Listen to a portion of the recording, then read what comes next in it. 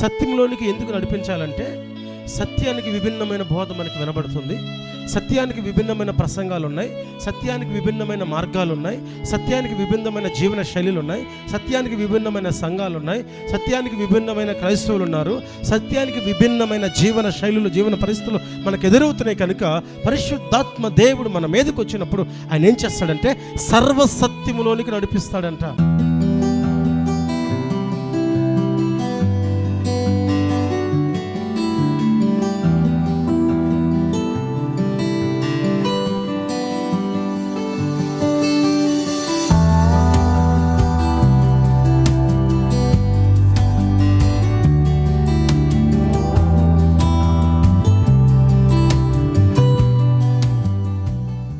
దేవుని పరిశుద్ధ నామానికి మహిమ కలుగునుగాక.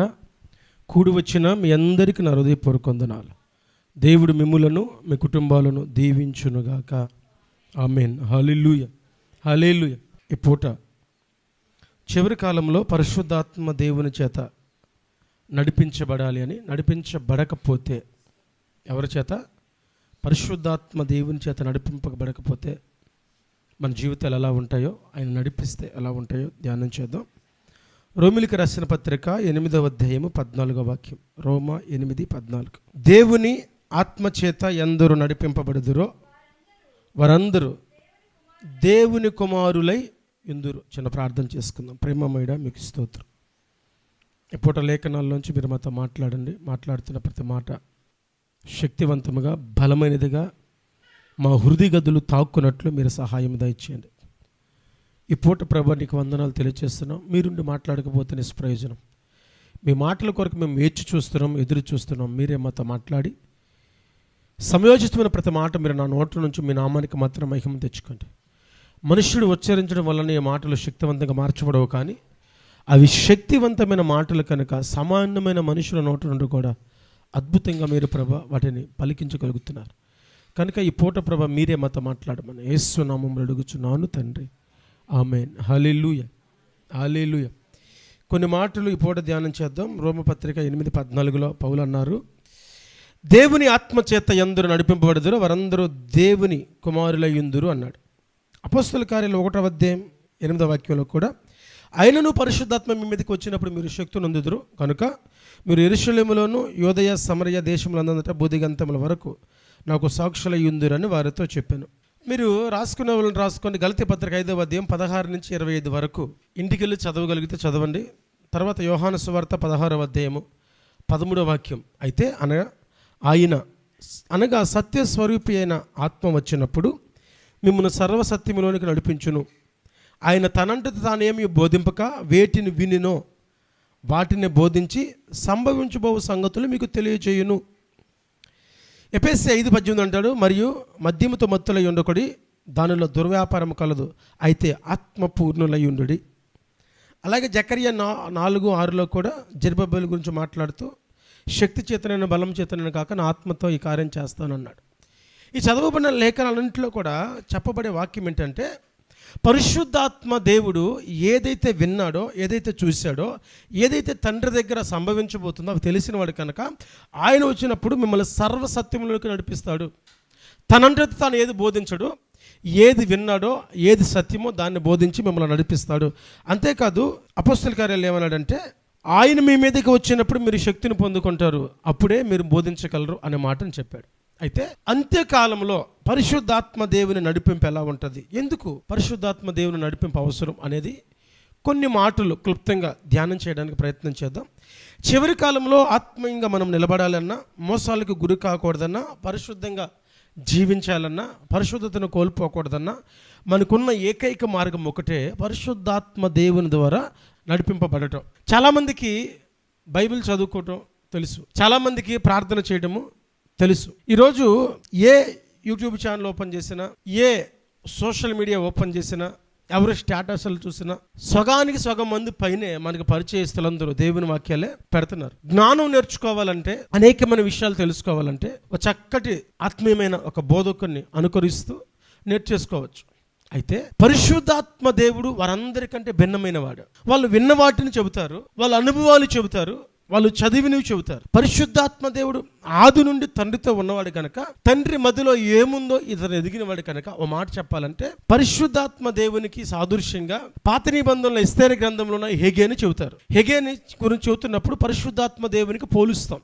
ఎందుకు పోలుస్తామంటే హెగేకి తెలుసు రాజుకి ఎలా నచ్చుతుందో అని. హెగేకి తెలుసు ఎలా సిద్ధపడితే రాజు మన్నన పొందుకుంటారు. ఈ వచ్చిన ఈ అమ్మాయిలు ఎవరికి కూడా, కన్యకలు ఎవరికి కూడా తెలియని వాళ్ళు ఏం చేయాలంటే, ఎవరైతే సిద్ధపరిచే వ్యక్తి ఉన్నాడో ఆ వ్యక్తి మీద ఆధారపడటం నేర్చుకోవాలి. అయితే వీళ్ళు సొంత తెలివితేటల మీద ఆధారపడ్డారు, సొంత జ్ఞానం మీద ఆధారపడ్డారు, సొంత అందం మీద ఆధారపడ్డారు. వీళ్ళు చూసుకొని నేను ఇలాగైతే అందంగా ఉంటాను, ఇలాగైతే బాగుంటాను అని వీళ్ళు ఒక నిర్ధారణకు వచ్చేసారు. ఎప్పుడైతే ఇలా నిర్ధారణకు వచ్చేసారో హెగే వాళ్ళ ఇష్టానుసారంగా సిద్ధపరిచాడు. ఎప్పుడైతే ఎస్తేరు హెగే దగ్గరకు వచ్చి, నా ఇష్టం కాదు, నా ఆలోచన కాదు, నా అందం కాదు, నా కోరిక కాదు, నువ్వెలా సిద్ధపరచాలనుకుంటే అలాగే తన్ను తాను హేగేకి అప్పగించుకుందో, అప్పుడు హేగే రాజుకి ఎలా నచ్చుద్దో అలా అలంకరించాడు. అందుకే పరిశుద్ధాత్మ దేవుడు నడిపింపు ఈ అంత్యకాలంలో మనకెందుకు ప్రాముఖ్యం అంటే, ఎలా ప్రార్థన చేస్తే దేవుడు అంటాడో అనేది నీకు ఒక అంచనా ఉంది. వాక్యాన్ని ఎలా విని ఎలా జీవితాలు కట్టుకోవాలో నీకు ఒక అంచనా ఉంది. అయితే సంపూర్తిగా దేవుని సంతోషపరిచేంత సామర్థ్యము కానీ, భక్తి కానీ, పరిశుద్ధత కానీ మనలో లేదు. అవి తెలిసిన ఏకైక వ్యక్తి పరిశుద్ధాత్మ దేవుడు. ఆయన నడిపింపు అంత్యకాలంలో మన జీవితంలో ఉండకపోతే, మన బలం మీద, మన జ్ఞానం మీద, మన తెలివితేటల మీద మనం నడిపించబడితే, పరిశుద్ధాత్మ శక్తి మీద మనం ఆధారపడకపోతే నష్టపోతాం. జకరియా 4:6 అన్న మాట ఏంటంటే, బలము చేత కాదు, శక్తి చేత కాదు, నా ఆత్మ చేతనే జరుగుద్ది అన్నాడు. కాబట్టి పరిశుద్ధాత్మ దేవుడు ఎందుకు ఇవ్వబడ్డాడు అని మనకు తెలిస్తే, అసలు ఈ వస్తువు ఎందుకు అని మనకు తెలిస్తే ఉపయోగించుకుంటాం. ఇప్పుడు మౌత్ ఉంది, ఇది ఎందుకు అనేది మనకు తెలిస్తే ఉపయోగించుకుంటాం. తెలియకపోతే ఏం చేస్తాం? పక్కన పడేస్తాం. అంతేనే కదా. ఇంత మంచి వనవరులు మనకున్న ఉన్న వస్తువు ఎందుకు ఉపయోగించుకోవాలో తెలియకపోతే మనం ఏం చేస్తాం? బయట పడేస్తాం. పరిశుద్ధాత్మ దేవుడు మనకి ఎందుకు ఇవ్వబడ్డాడో తెలిస్తే ఆయన ఎంత అవసరమో మనకు తెలుస్తుంది. బైబిల్ గ్రంథంలో నుంచి అపోస్తలుల కార్యాలు 1:8 చదువుదాం. పరిశుద్ధాత్మ దేవుడు మీ మీదకి వచ్చినప్పుడు మీరు శక్తి పొందుకుంటారు. పరిశుద్ధాత్మ మనకి కేవలము ఒక భావోద్వేగమైన అనుభవం ఇవ్వడానికి ఇవ్వబడలేదు. ఒక భావోద్వేగం కాదు, ఆయన ఈ ప్రతి మనిషిలో ఉంటాయి. ఒకవేళ లేకపోతే మీ మ్యానుఫ్యాక్చరింగ్ మిమ్మల్ని తయారు చేసేటప్పుడు ఇది లోపం ఉందని అర్థం. కోరిక నవ్వినా తెక్కలోడు అంటారు, అసలు నవ్వాల్సినప్పుడు ఏడ్చినా కానీ తెక్కలోడు అంటారు. సో భావోద్రేకాలు ఎక్కడ ఏ పండాలో అక్కడ పండుతాయి. పరిశుద్ధాత్మ దేవుడు ఒక భావోద్రేకం కాదు. పరిశుద్ధాత్మ దేవుడు ఒక భావోద్రేకము కాదు. పరిశుద్ధాత్మ దేవుడు సాక్షిగా మనం నిలబడడానికి, సాక్షిగా జీవించడానికి సహాయం చేసే వ్యక్తి. పరిశుద్ధాత్ముడు మీ మీదకి వచ్చినప్పుడు శక్తిని పొందుతారు. మీరు యెరూషలేములో, యోదయలో, సమరయలో, బూదిగంతం వరకు సాక్షులై ఉంటారంటే ఎప్పుడు అది జరుగుతుందంటే పరిశుద్ధాత్మ దేవుడు మీ మీదకి వచ్చినప్పుడే అన్నాడు. ఆయన ఒక భావోద్రేకం కాదు, ఒక వ్యక్తిని సాక్షిగా నిలిపే బలమైన సాధనం, ఒక వ్యక్తిని సాక్షిగా నిలిపే బలమైన శక్తి. అంతేకాదు, యోహాను సువార్త 16:13 యేసయ్య అంటాడు, ఆయనను సత్యస్వరూపైన ఆత్మ వచ్చినప్పుడు మిమ్మల్ని స్వతంత్రులు సర్వసత్యములకు నడిపించును. ఆయన తనంతటి తానే ఏమి బోధింపక వేటిని వినునో వాటినే బోధించి సంభవ సంగతులు మీకు తెలియచేయును. సత్యములోనికి నడిపిస్తాడంట. ఆయన జరగబోయే సంగతులు చెబుతాడంట, సత్యంలోనికి నడిపిస్తాడంట. ఒకటి, ఆయన మనకి సాక్షిగా ఉండడానికి సహాయం చేస్తాడు. 2, సత్యంలోనికి నడిపిస్తాడు మనల్ని. సత్యంలోనికి ఎందుకు నడిపించాలంటే, సత్యానికి విభిన్నమైన బోధ మనకి వినబడుతుంది, సత్యానికి విభిన్నమైన ప్రసంగాలు ఉన్నాయి, సత్యానికి విభిన్నమైన మార్గాలు ఉన్నాయి, సత్యానికి విభిన్నమైన జీవన శైలిలు ఉన్నాయి, సత్యానికి విభిన్నమైన సంఘాలు ఉన్నాయి, సత్యానికి విభిన్నమైన క్రైస్తవులు ఉన్నారు, సత్యానికి విభిన్నమైన జీవన శైలులు, జీవన పరిస్థితులు మనకు ఎదురవుతున్నాయి. కనుక పరిశుద్ధాత్మ దేవుడు మన మీదకి వచ్చినప్పుడు ఆయన ఏం చేస్తాడంటే సర్వసత్యములోనికి నడిపిస్తాడంట. దేనిలోనికి? సర్వసత్యంలోనికి. అందుకు ఆయన మనకు అవసరం. ఆయన ఎలా పడితే అలా నడిపించడు. సత్యం ఏంటి, సర్వసత్యం ఏంటి, చివరి కాలంలో జరిగే మోసాలు ఏంటి, పరిశుద్ధాత్మ దేవుడు దాన్ని గుర్తించి దానిలోకి మనం నడవకూడదు అని నేర్పిస్తాడంట.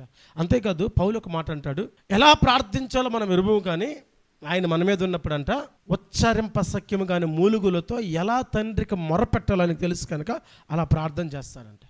మీరు ఎప్పుడైనా భాషలు మాట్లాడే వాళ్ళని ప్రార్థిస్తూ భాషలతో నింపబడిన వాళ్ళని చూసారా? చాలా సందర్భాల్లో భాషలు మాట్లాడే వరకు తెలియదు, ఏం మాట్లాడుతున్నావో భాష తెలియదు. దేవదూతల భాష, దేవుని భాష. పరిశుద్ధాత్ముడు ఆ వ్యక్తిలోనికి వచ్చి ఏం చెప్పాలో తండ్రితో చెప్పాసక్యం కానీ మూలుగులతో తండ్రికి చెబుతాడు. అందుకని అవసరం మనకి. అంత్యకాలంలో ఇంకా చాలా ప్రాముఖ్యమైన, అంత్యకాలంలో అందరి మీద ఆత్మను కొమ్మరిస్తాను వాగ్దానం చేశాడు. వాగ్దానం చేసిన వాడు నమ్మదగినవాడా? అయితే అందరం ఎందుకు పొందుకోలేకపోతున్నాం? అందరి మీదకి ఎందుకు ఆయన శక్తితో దిగట్లేదంటే కొన్ని క్వశ్చన్ మార్క్స్ ఉంటాయి. మళ్ళీ ఏముంటాయి? Question marks. ఏం క్వశ్చన్ మార్క్స్? 10 నిమిషాలు కన్నీటితో ప్రార్థన చేస్తే కరిగిపోయి దిగేవాడు కాదు ఆయన. మీ తల్లుల్లాగా మీ తండ్రుల్లాగా మీరు కింద పడి దొల్లాడు 10 నిమిషాలు ఏడితే ఇచ్చేసే టైపు కదా ఆయన. మీ జీవితాన్ని బట్టి, జీవన శైలిని బట్టి, నీ బ్రతుకుని బట్టి, రోజుతో ఆయనకి నీకున్న సన్నిహిత్యాన్ని బట్టే ఆయన వరాలు వస్తాయి. 10 నిమిషాలు ప్రార్థన డిసైడ్ చేయడం ఎప్పుడు? ఒక రాత్రి యాకోబు చేసిన ప్రార్థన తన జీవితాన్ని డిసైడ్ చేసేసింది అంటాం, కానీ దానికి ముందు 21 ఏళ్ళు తన బ్రతుకు ఎలా ఉందో చూసుకోవాలి. మనం మోసపోతున్నా ప్రతిఘటించకుండా, నష్టం పైనేస్తున్నా ప్రతిఘటించకుండా, ఏం జరుగుతున్నా, ఎంత బాధిస్తున్నా ప్రతిఘటించకుండా, దేవుడు నన్ను దీవిస్తాడు అని ఆశతోనే బ్రతికాడు. ప్రతిఘటించాల. అతంతటిని బట్టి ఓ రాత్రి మోకరిస్తే ఆ వెయిట్ని చూసి ఇక్కడ జీవితం మారింది. 3 రోజుల ఉపవాస ప్రార్థనలో పరిశుద్ధాత్మ కొడాలు పెట్టేసి పొందుకో ఏసునామలంటే ఆయన నీ చేతిలో లేడు దిగి వచ్చేయడానికి. అవివేకతనం అంటాను నేను దాన్ని. పరిశుద్ధాత్మ దేవుడు ఎప్పుడు కూడా పొందుకునే వ్యక్తికి ఆయనకి మధ్య ఉన్న కనెక్టివిటీని బట్టే. ఆ కనెక్టివిటీ ఎక్కడ మిస్ అయినా, ఇప్పుడు ఇక్కడి నుంచి రోడ్డు మీద దాకా లైట్లు వేసుకుంటూ వెళ్ళాం. ఆ చివర 0 బల్బు వేసాం. ఏం బల్బు? 0 బల్బు తెలిసి ఇంతకుముందు బెడ్ లైట్లు వాడేవాళ్ళ, అది వేసాం. ఈ మధ్యలో ఒకే వైర్ లాగాం. ఈ వైర్కి అక్కడక్కడ జాయింట్లు వేసి 100 క్యాండిల్ బల్బు ఒక దగ్గర, 60 క్యాండిల్ బల్బు ఒక దగ్గర, 150 క్యాండిల్ ఎల్ఈడి ఒక దగ్గర అలా వేసుకుంటూ వెళ్ళాం. ఆ చివర ఉన్న 0 బల్బ్ ఏదైతే ఉందో అది 0గానే వెలుగుతుంది. ఈ మధ్యలో 100 క్యాండిల్ బల్బ్ ఏదైతే ఉందో ఇది 100 క్యాండిల్ వెలుగుతుంది. 60 వాట్స్ ఏదైతే ఉందో 60 వాట్స్ వెలుగుతుంది. 100 వాట్స్ ఏదైతే ఉందో 100 వాట్స్ వెలుగుతుంది. 150 వాట్స్ ఏదైతే ఉందో 150 వాట్స్ వెలుగుతుంది. అక్కడున్న 0 బల్బ్ ఉందా, 0 వాట్స్, దాన్ని తీసేసి వేరే బల్బ్ పెట్టామనుకో, ఒక 10 వాట్స్, 15 వాట్స్, 20 వాట్స్ వెలుగుతుంది. కేబుల్ ఒకటే, కరెంట్ ఒకటే. అక్కడక్కడ చేయబడే జాయింట్స్, జత అంటుకట్టబడే వాళ్ళు ఏ మోతాదులో అంటుకట్టబడతారో ఆయా మోతాదులో వెలుగుతారు. ఒక వ్యక్తిలో ఉన్న లోపాన్ని బట్టి, ఒక వ్యక్తి తక్కువగా వెలిగించడం బట్టి, ఒక వ్యక్తి ఎక్కువ వెలిగించడం బట్టి పరిశుద్ధాత్మ దేవుని స్థాయి మారదు. అంటుకట్టబడుతున్న వ్యక్తికి ఉన్న స్థాయిని బట్టి, తన వెలిగింపుని బట్టి వెలుగుతాడు. నా భాష అర్థమవుతుందా? ఒక 3 రోజులు ఉపవాస ప్రార్థన పెట్టేసినంత మాత్రం పరిశుద్ధాత్మ దేవుడు అందరు దిగి ఆత్మకథలు పెట్టేద్దాం అంటే కుదరదు. బహుశా 90% అవి వర్కౌట్ కావు. పరిశుద్ధాత్మ దేవుడు ఒక వ్యక్తి మీదకి ఎలా దిగుతాడంటే, నువ్వు ఆరాధిస్తున్నప్పుడు దిగచ్చు, ఇంటిలో ఒంటరిగా ప్రార్థన చేస్తున్నప్పుడు దిగచ్చు, నువ్వు గుంపులో సమూహంగా ప్రార్థన చేసినప్పుడు దిగచ్చు. నీ మనస్సు కదిలింపబడి ఆయనతో ఐక్యమైపోయినప్పుడు, మిళితమైపోయినప్పుడు, నీ ప్రాణాత్మ దేహములతో ఆయనకు లొంగిపోయినప్పుడు ఆ క్షణమే దిగుతాడు. పరిశుద్ధాత్మ దేవునికి నా హృదయము ఆయనతో కనెక్టివిటీ చూస్తాడు ఆయన. నా భాష అర్థమవుతుందా? పరిశుద్ధాత్మ దేవుని ఉన్న గొప్ప సత్యం ఏంటంటే, ఒక వ్యక్తి నువ్వు లోపం ఉన్న వ్యక్తిగా నీకు పరిచయం అయితే ఆ వ్యక్తి నీకు ఎప్పుడు కనపడినా ఆ లోపం నీకు ఎదురవుతుంటుంది, లోపం గుర్తొస్తుంటుంది. లోపం ఉన్న వ్యక్తి ఒకసారి దేవుని దగ్గర ఒప్పుకుంటే ప్రతిసారి ఆ వ్యక్తి దేవుని సంతకి చేరినప్పుడు, ప్రతిసారి దేవుని సంతకి వచ్చినప్పుడు ఒక నూతనమైన వ్యక్తిగానే దేవుడు చూస్తాడు, కానీ పాత లోపాన్ని చూడడు. దేవునికి మనిషికి వ్యత్యాసం అది. ఇప్పుడు పరిశుద్ధాత్మ దేవుడు ఎందుకు మనకు అవసరం అంటే, ఆయన మనలో లేకపోతే నిజ నిర్ధారణ చేసుకోలేం, ఏది సత్యమో ఏది అసత్యమో కనుగొనలేం. 2, పరిశుద్ధాత్మ దేవుడు మనలో జీవించాలంటే కొన్ని విషయాల్లో మనము ముందుండాలి. గలతీ పత్రిక 5వ అధ్యాయము 16వ వాక్యం, 5:16, నేను చెప్పినదేమనగా ఆత్మానుసారముగా నడుచుకొనుడి. 2 థింగ్స్ ఉన్నాయి ఇక్కడ. ఒకటి, పరిశుద్ధాత్మ దేవుడు ఏమంటున్నాడంటే, ఎందుకు ఇవ్వబడ్డాడంటే సాక్షులుగా ఉండటానికి, మనల్ని సర్వసత్వంలో నడిపించడానికి పరిశుద్ధాత్మ దేవుడు వచ్చాడు. సమస్య ఏంటంటే ఆత్మానుసారమైన జీవితం, శరీరానుసారమైన జీవితం 2 మనలో ఇమిడిగిపోయి ఉన్నాయి. మనం లోకంలో ఉన్నాం, లోకాశలు, లోక తలంపులు కొన్ని, మనం దేవునిలో నివసిస్తూ ఉన్నాం, దైవికమైన ఆలోచనలు కొన్ని, 2 మిక్సప్ చేసుకోవడానికి ప్రయత్నం చేస్తున్నాం. లోకాశలు కొన్ని, దైవికాశలు కొన్ని, లోక తలంపులు కొన్ని, దేవుని తలంపులు కొన్ని, లోకానుసారమైన బ్రతుకు కొంత, దైవ చిత్తానుసారమైన బ్రతుకు కొంత మిక్స్ చేసాం. లోకానికి నచ్చిద్దేమో ఈ మిక్సింగ్, పరిశుద్ధాత్మ దేవునికి పడదు. సమస్య పౌలు ఏమంటున్నాడంటే, మీరు ఆత్మానుసారుల శరీరానుసారుల ఒకటి తేల్చుకోండి. ఫస్ట్ శరీరం ఏం చేస్తుందంటే కోపము, అసూయ, వ్యభిచారం, ద్వేషం, కలహాలతో నిండిపోద్ది. ఆత్మ ఏం చేస్తుందంటే ప్రేమ, సంతోషం, సమాధానం, దీర్ఘశాంతం, దయాలత్వం, మంచితనం, విశ్వాసం, సాత్వికం, ఆశానిగ్రహంతో నిండిపోయి ఉంటుంది. మన జీవితంలో ఏది ఎక్కువగా ఉందో, మన జీవితంలో ఏది ఎక్కువ పరిపాలన చేస్తుందో, మన జీవితాన్ని ఏది ఎక్కువ శాసిస్తుందో సరి చూసుకోవాలి. పౌలు అంటున్న మాట ఏంటంటే, ఆత్మానుసారులుగా బ్రతకండి. ఎందుకంటే ఆత్మానుసారులుగా బ్రతికితేనే ఆత్మ సంబంధమైన కార్యాలు జరుగుతాయి. ఆత్మ సంబంధమైన కార్యాలు జరగాలి అంటే నువ్వు ఆత్మానుసారంగా బ్రతుకుతున్నప్పుడే పరిశుద్ధాత్మ దేవుడు మనలోనికి మన మీదకి వస్తాడు. ఆయన లేకపోతే సర్వసత్యంలోనికి మనం నడిపించబడలేం. ఆయన అవసరం మనకి, ఆయన ప్రాముఖ్యం మనకి. పరిశుద్ధాత్మ దేవుడు అంత్యదినంలో చాలా ప్రాముఖ్యం. ఆయన ఎంత ప్రాముఖ్యం, ఎంత వాల్యూ అంటే సాక్షాత్తు యేసు ప్రభువే చెప్పిన మాట ఏంటంటే, మీరు తండ్రిని దూషించారా, కుమారుని దూషించారా, పాపక్షమాపణ దొరుకుద్ది, మీకు పాపక్షమాపణ దొరుకుద్ది. మనిషి కుమారుని దూషించినా, తిట్టినా, కొట్టినా, అవమానపరిచినా, ఆయన దేవుడి కదని మాట్లాడినా, హేళనాడినా, తోడనాడినా పాపక్షమాపణ దొరుకుద్ది, మీకు నేను క్షమిస్తా. అయితే ఒక విషయం గుర్తుపెట్టుకోండి, చాలా సున్నితమైన వ్యక్తి పరిశుద్ధాత్మ దేవుడు. ఆయనకు వ్యతిరేకంగా ఏం చేయొద్దు, ఆయన దూషించొద్దు. దూషించారా, వ్యతిరేకంగా మాట్లాడారా, ఈ యుగమందును రాగబో యుగమందైనను మీకు పాప క్షమాపణ దొరకద్దు. మీకు పాపాలు క్షమించబడకపోతే మీరు పరలోకానికి వెళ్తారు, నరకానికి వెళ్తారా? పరిశుద్ధాత్మ దేవుడు చాలా సున్నితమైన వాడు. పరిశుద్ధాత్మ దేవుడు చాలా శక్తి కలిగిన వాడు, చాలా రోషం కలిగిన వాడు. కనుక పరిశుద్ధాత్మ దేవుని విషయంలో నోరు ఆచి చూచి మాట్లాడాలి. ఎలాగా? తొందరపడి మిమ్మల్ని ఏమైనా అన్నాను, తిట్టాను, మీరు నన్ను ఏమైనా అన్నారు, తిట్టారు, ఏమనుకోబాకయ్యా తొందరపడి అనేసాను అంటే, యేసుప్రభు దేవుడు అంటారా, 3 మేకులు బిక్కోలేపాడు అని ఎవడైనా మాట్లాడితే క్షమాపణ ఉంది. పరిశుద్ధాత్మ దేవుని గురించి ఏదైనా మాట్లాడితే పాప క్షమాపణ లేదు. అంత శక్తిమంతుడు. ఈ అంత్య దినాలలో మనకి చాలా ప్రాముఖ్యమైన వాడు. ఆయన ఏం చేస్తాడంటే డివైడ్ చేస్తాడు, నీతిమంతుల్ని అనీతిమంతుల్ని, పరిశుద్ధుల్ని పాపుల్ని. పరిశుద్ధుడైన వ్యక్తి, దేవుని రాజ్యం కొరకు సిద్ధపడుతున్న వ్యక్తి చేయవలసిన వాటిని, చేయకూడని వాటిని డివైడ్ చేస్తాడు. ఆయన ఏం చేస్తాడు? డివైడ్ చేస్తాడు. కాబట్టి ఆయన మనకి చాలా ప్రాముఖ్యం. పరిశుద్ధాత్మ దేవుని చేత నడిపింపబడే వ్యక్తి వాక్యాన్ని ప్రేమిస్తాడు. ఏం ప్రేమిస్తాడు? వాక్యాన్ని ప్రేమిస్తాడు. పరిశుద్ధాత్మ దేవుని చేత నడిపించబడుతున్న వ్యక్తి ప్రార్థనలో ఆనందిస్తాడు. దేంట్లో ఆనందిస్తాడు? ప్రార్థనలో. ఎందుకంటే ప్రార్థన దేవునితో సహవాసాన్ని తీసుకొస్తుంది. పరిశుద్ధాత్మ దేవునితో నడిపించబడుతున్న వ్యక్తి పాపాన్ని ద్వేషిస్తాడు. పరిశుద్ధాత్మ దేవునితో నడిపించబడుతున్న వ్యక్తి దేవుని చిత్తాన్ని వెదుగుతాడు. ఏం చేస్తాడంట? దేవుని చిత్తాన్ని వెదుగుతాడు. ఈ 4 విషయాలు మరలా చెబుతాను, గుర్తుపెట్టుకోండి. 1, పరిశుద్ధాత్మ దేవుని ద్వారా నడిపిస్తున్న వ్యక్తి వాక్యాన్ని ప్రేమిస్తాడు. 2, ప్రార్థనలో ఆనందిస్తాడు. 3, పాపాన్ని ద్వేషిస్తాడు. 4, దేవుని చిత్తాన్ని వెదుగుతాడు. దేవుని చిత్తం వెతకటం అంటే పౌలు అంటాడు, బ్రతికితే క్రీస్తే, చావైతే లాభమే. బ్రతుకుంటే దేవుని పని చేస్తా, చచ్చిపోతే దేవుని దగ్గరికి వెళ్ళిపోతా అని డిసైడ్ అయిపోయాడు. ఆ మనస్తత్వంలోనికి వచ్చేస్తాడు పరిశుద్ధాత్మ దేవుని ద్వారా నడిపిస్తున్న వ్యక్తులు. ప్రభువా నీ చిత్తమే జరగాలి అంటారు. ఎలాగంటే యేసుక్రీస్తు వారు అంటాడు, తండ్రి ఈ గిన్నె నా యొద్ద నుంచి తొలగించవా అని. వెంటనే అంటాడు, నా ఇష్టము నా చిత్తము కాదయ్యా, నీ చిత్తమే చింతించునుగాక అన్నాడు.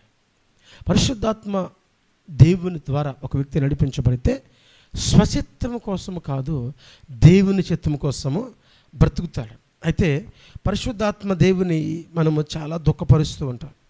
పరిశుద్ధాత్మ దేవుని దుఃఖపరుస్తూ ఉంటాం. పరిశుద్ధాత్మ దేవుని మనం దుఃఖపరచకూడదు. ఎఫెసీ పత్రిక 4:30 ఉంటుంది, పరిశుద్ధ ఆత్మను, దేవుని ఆత్మను దుఃఖపరచకూడదు. చదవండి అన్నమాట. 4:30. దేవుని పరిశుద్ధ ఆత్మను దుఃఖపరచుకుడి. ఎందుకు దుఃఖపడతాడంటే, మనం అబద్ధం ఆడినప్పుడు, కోపంతో నిన్నప్పుడు, క్షమించలేనప్పుడు, అపవిత్రమైన జీవితాన్ని జీవిస్తున్నప్పుడు పరిశుద్ధాత్మ దేవుడు దుఃఖపడతాడు. ఆయన మనలో నివసిస్తూ ఉన్నాడు కనుక, మనలో ఉంటున్నాడు కనుక బాధపడతాడు. సింపుల్. మీ భార్యలు, మీ భర్తలు మీతో కలిసి బ్రతుకుతున్నారు. మీకు తెలియకుండా మీ భర్తలు వేరొక స్త్రీతో సహజీవనం చేస్తుంటే ఏం చేస్తారు? మీరు ఫస్ట్ బాధపడతారు, దుఃఖపడతారు, కోపపడతారు, తిడతారు. ఇప్పుడు కొంచెం లైన్లోకి వస్తున్నారు, కొడతారు. అబ్బా ఇప్పుడు కరెక్ట్ ట్రాక్లోకి వచ్చేసారు. ఇంకా కేసు పెడతారు. కొట్టి తిట్టి కోపం చాలిపోతే కేసు పెడతారు. మీరు ఏ పనులు చేస్తారో మీతో కలిసి బ్రతుకుతున్న వ్యక్తి మిమ్మల్ని దూరం పెడితే, యాజ్ ఇట్ ఈజ్ పరిశుద్ధాత్మ దేవుని కూడా హక్కు ఉంది కదా. మనతో కలిసి బ్రతుకుతున్నప్పుడు దుఃఖపడతాడు, బాధపడతాడు, శిక్షిస్తాడు, సరిచేస్తాడు. సరి చేయనప్పుడు భ్రష్టత్వానికి అప్పగిచ్చేస్తాడు. Very simple logic. నమ్మాం, జీవితాన్ని పంచుకోవడానికి వచ్చాం, మోసం చేశాడు. బాధపడతాం, కోప్పడతాం, తిడతాం, మీరు చెప్పినట్టు కొడతారు, కేసు పెడతారు, కౌన్సిలింగ్ ఇస్తారు, మారపోతే వదిలేస్తారు. మారపోతే అలాంటి వాడితో బ్రతకడానికి మీకు మనసు కఠినపడిపోయి వదిలేస్తారు. యాజ్ ఇట్ ఈజ్ పరిశుద్ధాత్మ దేవుడు ఎందుకు చేయడం అనుకుంటున్నారు? బాధపడతాడు, దుఃఖపడి ఇబ్బంది పడతాడు, సరి చేయడానికి ప్రయత్నం చేస్తాడు, శిక్షిస్తాడు. ఇంకా నువ్వు లొంగకపోతే, ఇంకా నువ్వు సరి చేయకపోతే భ్రష్టత్వానికి విడిచిపెట్టేస్తాడు. ఆయన దుఃఖపెట్టకూడదు, మనం ఆయన్ని దుఃఖపెట్టకూడదు. అంతే కదా, పరిశుద్ధాత్మ దేవునితో ఎప్పుడు నింపబడుతూ ఉండాలి. ఎఫెసీలో 5:18 చూస్తే, ఎఫెసీ పత్రిక 5:18 పరిశుద్ధాత్మతో నింపబడండి, మద్యంతో మత్తులై ఒకటి, దానిలో దుర్వ్యాపారం కలదు, అయితే ఆత్మపూర్ణులై ఉండుడి. జాగ్రత్తగా వినాలి. ఏం పూర్ణులై ఉండాలంట? ఎప్పుడు ఆత్మపూర్ణులై ఉండాలంట. ఒక్కసారి కాదు, ఎప్పుడు ఆత్మపూర్ణులై ఉండాలి. ఈ ఆత్మపూర్ణత ఎప్పుడు వస్తుందంటే వాక్యాన్ని చదువుతూ, ప్రార్థన చేస్తూ, విధేయతగా జీవిస్తూ, సంఘ సహవాసం కలిగి ఉన్నప్పుడు మన జీవితాల్లో ఆత్మపూర్ణత వస్తుంది. ఆత్మపూర్ణులై ఉండాలంటే వాక్యం చదవడం, ప్రార్థన చేయడం, విధేయత, దేవునికి విధేయత చూపించడం, సంఘ సహవాసం కలిగి ఉండటం, ఇవి ఆత్మపూర్ణులుగా మనల్ని చేస్తాయి. ఇవి కలుగుతున్నప్పుడు పరిశుద్ధాత్మ దేవుడు అటు జీవితాల్లో నివాసం చేయడానికి ఇష్టపడతాడు. అలాగే విశ్వాస జీవితంలో ఎంత విద్య, ఎంత ప్రతిభ, ఎంత అనుభవం ఉన్నా, తెరచాపు ఉన్నా, దాన్ని నడిపించే గాలి వంటి పరిశుద్ధాత్మ దేవుడు లేకపోతే, దాన్ని తీరానికి చేర్చగలిగినటువంటి దిక్సూచి వంటి వాడు లేకపోతే ప్రయోజనం ఉండదు.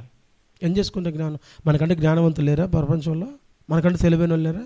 తెలివితేటలు పనిచేయవు, జ్ఞానం పనిచేయదు, విద్య పనిచేయదు. పరిశుద్ధాత్మ దేవుడు ఒక వ్యక్తిని నడిపించకపోతే ఏం పనిచేయవు. విద్య లేని పామరుడు పేతురు, తాళపు చెవులు దేవుడు పేతురికి ఇచ్చి, నువ్వు తీస్తే తెరవబడతాయి, మూస్తే మూయబడతాయి అన్నాడు. విద్య లేని పామరుడు. ప్రపంచం అంతటా ఏం చేయాలి, ఏం చేయాలి, అది చేయాలా, ఇది చేయాలా, అది చేయాలి, ఇది చేయాలంటే పౌలు, బర్నబా తరికించబా మీతో వల్ల కదరా మాకు అని వచ్చి ఒక కమిటీలో కూర్చుంటే, ఆ కమిటీ పెద్ద పేతురు. ఈ విద్య లేని పామరులు లేచి, అలా కాదు, ఇది చెప్పండి, ఇది ప్రసంగించండి, దీన్నే చేద్దాం అని దేని గురించి అయితే చెప్పాడో దాన్ని పౌలు, బర్నబా తీసుకుని వెళ్ళి చెప్పారు. విద్యకి, జ్ఞానానికి, తెలివితేటలకి దేవుడు వాడుకోవడానికి సంబంధం ఉండదు. పరిశుద్ధాత్మ దేవునితో నువ్వు ఎంత కనెక్టివిటీ కలిగి ఉంటావో ఆ కనెక్టివిటీని బట్టి దేవుడిని వాడుకుంటాడు. లేఖనం అదే చెబుతుంది. తెరచాపు ఉంటే ఏం సుఖం, గాలి దాన్ని నడిపించకపోతే. ప్రతిభావంతులైన ప్రజలు ఉన్నారు, కానీ పరిశుద్ధాత్మకు లోబడే ప్రజలు మాత్రమే ఆయన ద్వారా నడిపించబడతారు. అంత్యకాలంలో పరిశుద్ధాత్మ దేవుడు మనకి చాలా ప్రాముఖ్యం. మీరు ప్రార్థన చేస్తుంటారు కదా ప్రతిరోజు. ఈరోజు మొదలు మీరు చేసే ప్రతి ప్రార్థనలో ఒక విన్నపాన్ని యాడ్ చేయండి. అంత్య దినంలో అందరి మీద ఆత్మను కుమ్మరిస్తానన్నావు, నీ సహాయం నాకు కావాలయ్యా, నా మీదకి దిగిరండి, నన్ను నడిపించండి అని ప్రార్థన ఒకటి యాడ్ చేయండి. ఆయన లేకుండా మనం నడిపించబడలేం. ఆయన లేకుండా స్వరం వినదు, బోరస్వరం వినబడదు. ఆయన లేకుండా కనురెప్పబాట్ల పైకి ఎత్తబడదు. అన్నిటికీ ఆయనే మూలం. ఆయన లేకపోతే ఎలా? కాబట్టి ఆయన నడిపింపును, పరిశుద్ధాత్మ దేవుని నడిపింపును మనతో కలిగి ఉండటానికి ఆయనే మనకు కృప చూపునుగాక. ఆమేన్.